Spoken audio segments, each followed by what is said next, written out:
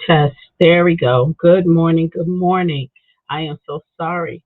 I have not been on my streaming in a minute, and for some reason, my my mic was off. So I wanted to say good morning to everyone. Happy August. Yes, we are in the eighth month of the year, 2022. So good morning. I have had a busy weekend. One, I got to graduate or walk rather. I've already graduated last year. So the opportunity to walk was really amazing for me. And it was a closure. And the thing that I wanted to talk to you guys about today is taming your talk because what we speak can be very powerful. Very powerful. So let me start off with telling you who I am, as I do always every morning. My name is Renita D. Davis, and I am the founder and mastermind behind International Community Hope Project. I am an author, published author, and official graduate with a education leadership master's degree. So let's get started. Today I wanted to talk about taming your talk.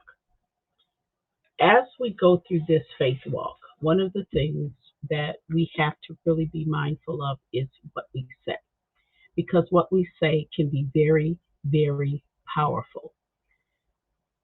I'm making sure that everything is in place. My apologies. So let's start off.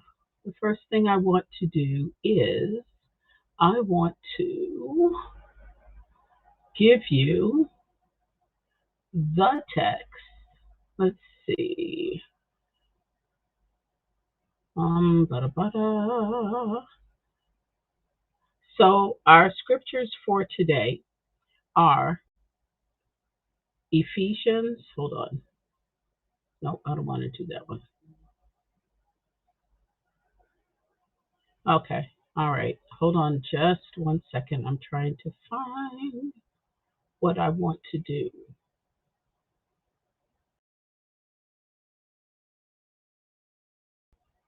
Hmm. Okay. All righty. Let's see if we can do this. All right. So I typed the messages in, the scriptures in, but I'm going to also put them in the chat. But we're going to start out with Ephesians 4:29, and then we have James 1:19. We have Mark 11:23. We have Matthew 15:11, and we have Psalm 34:13, and one of my favorites, Psalm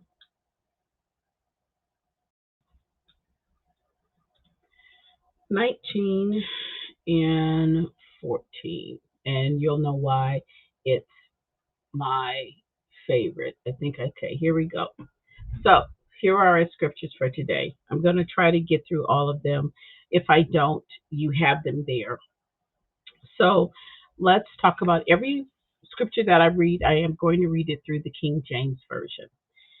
So, good morning again. Today is August the 1st. It is the eighth month of the year. We're almost done with 2022. And as we go through this Christian walk, my desire for you is to learn and to understand how our faith really affects what we do. It is a very powerful thing. It is the foundation because in it is every mechanism, every tool that we have, we utilize it in our faith. Okay? So, first one I'm going to read is Ephesians 4:29. And you guys, I paperclip everything so I can get to it quickly. And Ephesians 4:29 says, "Let no corrupt communication proceed out of your mouth, but that which is good to the use of edifying, that it may minister grace unto the hearers." I'll repeat that again.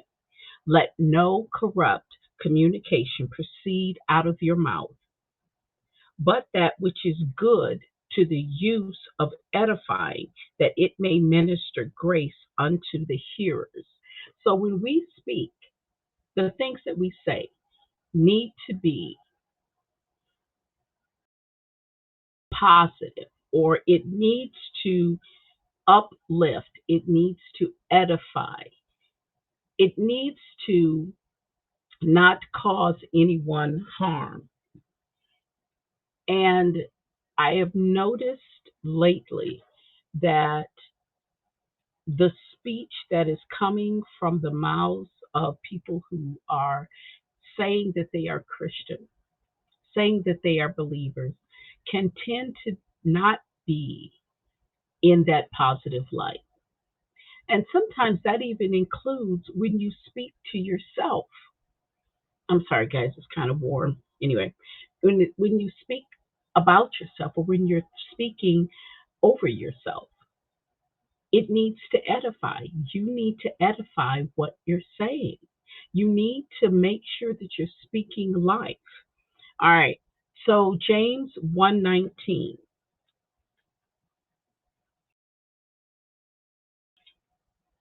James 1:19 says, "Wherefore, my beloved, be swift to hear, slow to speak, slow to wrath. For the wrath," and then 20, so it's actually James 1:19 and 20. "For the wrath of a man worketh not the righteousness of God." Let me read it again. Number 19. "Wherefore, my beloved brethren, let every man be swift to hear, slow to speak, slow to wrath." 20. "For the wrath of man worketh not the righteousness of God." When we open our mouths and when we speak, we need to be cognizant of what we're saying. We need to not allow our emotions to overtake us before we open our mouth. As a believer, we have to understand that how we talk has a lot of weight behind it, not only for the hearers, those who listen, but it also has power for those, for the heavenly. Because when we speak into existence what we're doing, or what we're saying, or what we're thinking, or what our desires are, that is an activation. We send it up and God hears it. So when we speak, and always remember this, we are a part of who God is. We have his DNA. We are his children. We were created from him. So, and I say this all the time. So if God speaks things into existence through him, so can we. In my devotion, I mean, not my devotional, but in my ebook, I talk about what you speak and the power that it has. And one of the things that I just did an overview last week, the second portion of it, or the second and the final portion of it. I talked about speaking, and that we have to really be aware and be cognizant of what we say, because what we say does actually happen. It may not happen immediately, but the more we speak it out, the more it comes to pass. And so we have to understand that what we say, because there's a scripture that talks about out of the heart, the mouth speaks. And I believe I'm paraphrasing it, and I do have that scripture, or one that relates to that. And we have to understand that what we think in our hearts also comes out of our mouth.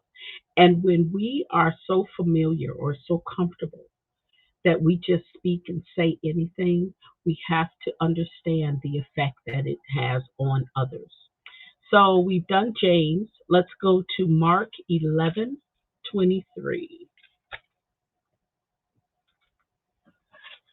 Okay, Matthew, Mark. Here we go.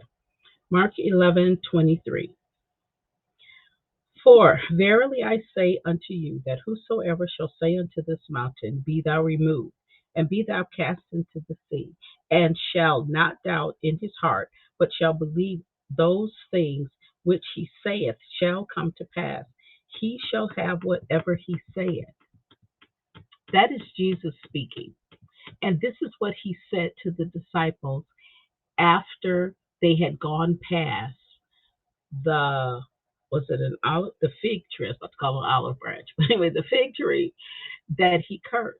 Because remember, as he was going by the day before, the fig tree, he was looking for fruit, and the fruit did not, there was no fruit on the tree. So therefore, he cursed it. Now, they go back and they coming through, and guess what? They see the fig tree, and it was Peter that said, brought it to the attention. And this is what Jesus said. If you believe in your heart, you can tell a mountain to move. There's another scripture that talks about, and this is relating to it. So what's in your heart that comes out of your mouth, it has weight. Understand that. If it's in your heart, when you speak it, it has weight.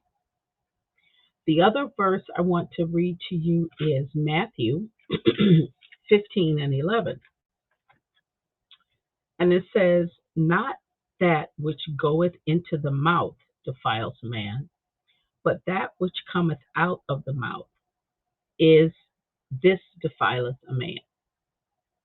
Now, when I read this, I also looked it up. And in my um, study, I found a different word, and the word was commoning. Commoning. And it is spelled, let me see if I can pull this up for you. I love doing this, by the way, guys. This is so cool. Let's see. Got to learn how to spell it.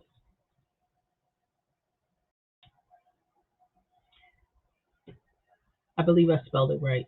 So the word is commoning. And let's see. There it is, commoning. And what commoning means is this: what is widespread, what is widely existing. So when we talk about what Matthew says, this is the word defile. Well, we know what defile means. It means poison. It means uh, to. It is not pleasing, or it's not good for use. Okay, when something is defiled, it's not good for use.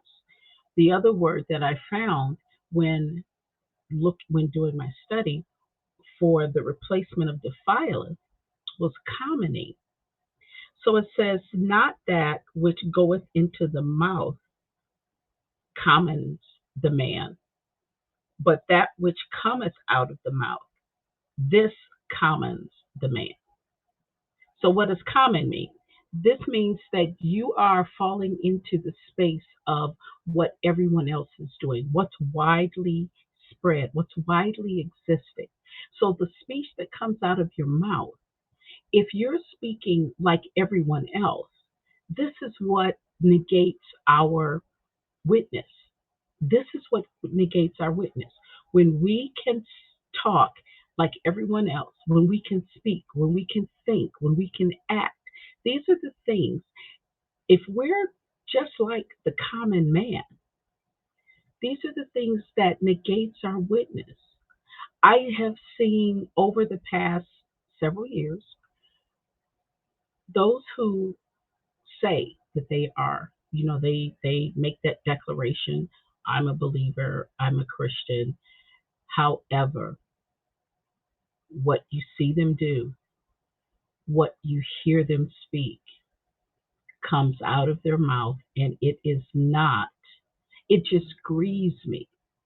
And I'm sure some of you, when you hear these things, it also, it burdens you. I know it burdens me. I have to watch what I say, and I do it in a way. I am very aware and I am cognizant. I'm not perfect, but I am very cognizant of what comes out of my mouth and when something comes out of my mouth. So, as a believer, we have to understand that how we speak is very, very important. I don't know how to really get this across to you of the importance of what we say. You know, I have a cousin, and he was telling me about, the way people speak. And he gave me some helpful hints. And I'm hoping that I don't owe any money today. But um, there are some things that we have to be aware of. And the part that I really gleaned from what he was saying is that we should always be aware of what we're saying. There should be some thought into what we're saying. If we are angry, most times we don't, we just speak, we just pop it off. I think I read the scripture about being slow to speak. If not, that one's coming up. But we need to make sure that what we say is thoughtful. I know sometimes we can get into the moment, and being thoughtful is not something that can happen. However, we have to really work at, and that's what I'm doing. I am constantly working at or working on what I say and how I say it. And even with that, I also have counsel. There are some times that I want to say something, and what I do is I run it by someone else that I value their opinion. And I ask them, how does this sound? Because when I write, I want to send messages in love. I want to. That is my intent. So I have to have someone else read it so that they can say, yes, I get it, but it sounded like this. Maybe you want to change this word. Sometimes reluctantly, I will change it because I understand the impact of the words that I say. So, as faith believers, as faith walkers, please be aware of how you say things. Next scripture, Psalm 34. Oh, before I forget, there's one more thing I want to talk about. The word speak. Oh, you know what? I'll do it after this one. Let me find it. Okay, this is a perfect one. Perfect segue. It says, keep thy tongue. Oh, sorry. Psalm 34 and 13. It says, keep thy tongue from evil and thy lips from speaking guile. So let's talk about speak. The definition of speak, first of all, it's a verb. And the definitions that I found, and this is just regular dictionary definitions, say to say something in order to convey an information, or and to serve as evidence of something. So what I am doing now is conveying information. To serve as evidence of something, that is what we do when we speak. So if we are, um, how do I put it? If we are if we're a preacher, let's say a preacher, I'll use a minister. So when the minister speaks, or when a doctor, let's use a doctor, when a doctor speaks and a doctor tells you information, they are serving as evidence that they are a doctor by what comes out of their mouth, by what they're saying. You understand that they are a doctor or lawyer, the way a lawyer speaks, the way they relate information. They are serving evidence of something. that they are a lawyer. When you hear them, you know who they are. Okay. Third, it's a sound when functioning. It's a sound when functioning.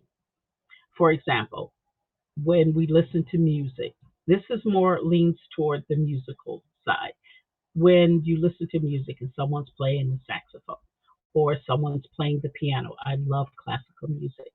And the fact that that sound stirs up an emotion or feeling or reaction, it is known to define it as speaking. So that piano was speaking to me, or the sound of that piano spoke to my, my heart, my spirit, just what I was feeling, you know. So those are the things that speaking mean. So let's talk about it. What are you saying in order to convey information? So these are my questions. What are you saying that's serving as evidence of who you are? And what are you saying and how is it affecting others? Those are the three questions. What are you saying in order to convey the information that you have?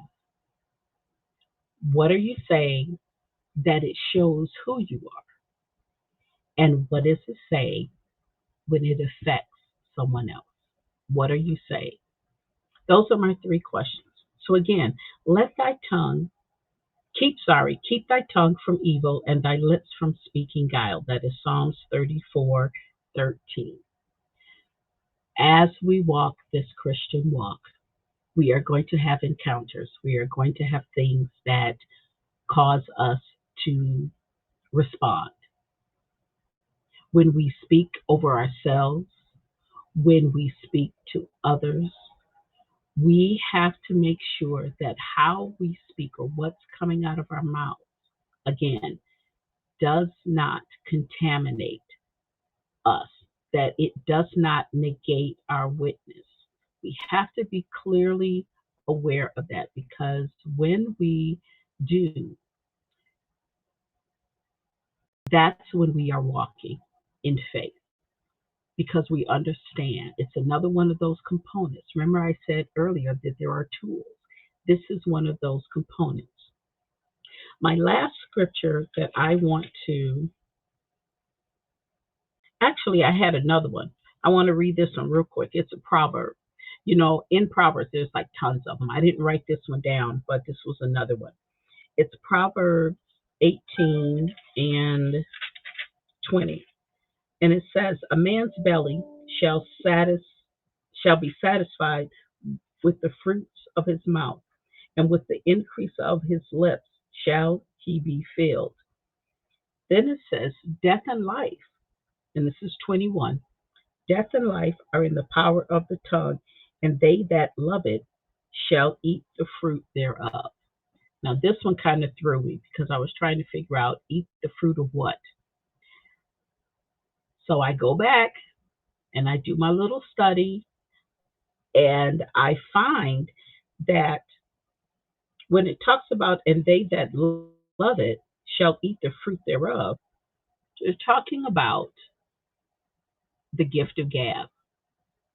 When you love to talk, when you incessantly just spout off at the mouth, you're going to wind up eating the fruit thereof. So whatever you say, it's going to come back.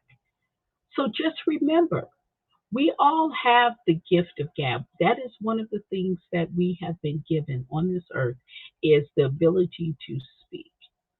We have human rights to speak, but please understand and please know that what you say will come back. Just like Jesus when he cursed the tree.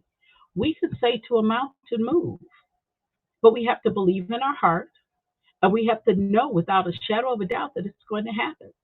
So when you speak things, understand that it is coming from your heart, whether it's really a quick and flippant thing that you say, because we say it all the time. Oh, this is killing me. Is it really? We have to understand how the jargon that we say, the cliches that we say. You make me sick. Do you I really? Did I really do that? But what you're doing is you're conjuring up sickness. You're speaking it into existence. Understand that when we speak, things move, things happen. Because who are we? We are a part of the body. And if God could do it, we have the ability to do it also. But we believe in our heart. And when our heart speaks, when something is in our heart, our mouth will let it out. It's inevitable. So please understand. So I'm going to leave you with something that has always been with me, um, and I love it. It's from my Baptist days or my days of being in a Baptist church, and it is called the benediction, one of the benedictions. And we used to say this all the time. And it wasn't until I did this study that I really got it. So I'm going to leave you with this Psalm 19 and 14. Let the words of my mouth and the meditation of my heart be acceptable in thy sight, O Lord, my strength and my redeemer. I will read this again. Let the words of my mouth and the meditation of my heart be acceptable in thy sight, O Lord, my strength and my redeemer. Let the words that come out of your mouth edify God. Make sure that it does not negate your witness. Make sure that what you say is in a way that can affect a positive response from others. I'm not saying that there are some days where you're going to have to say something that may not be pleasing, but there is such a way that you can say things that are not pleasing that people will be able to receive. So be aware. We don't have to always say exactly what we feel because we're not being cognizant, we're not being aware. Is it edifying Christ? Is it really showing witness to who we are? So, my question is, who are you? If you're a believer, if you're a faith believer, if you're a faith walker, make sure that what you say shows the same. Have a good day, everyone. This was totally 30 minutes. My apologies. I try to make it about 15. Have a blessed day. Remember what you say, guard your heart so that what comes out of your heart, what is in your heart, sorry, and comes out of your mouth is positive, it edifies, and it pleases God. Thank you. Have a good day. And again, happy first day of August. Take care now. My name's Renita D. Davis, and I am the mastermind behind the Measure of Faith Group and the International Community Hope Project. I want to thank all of those who are listening and those who will be watching the replay. Have a good day. Bye now.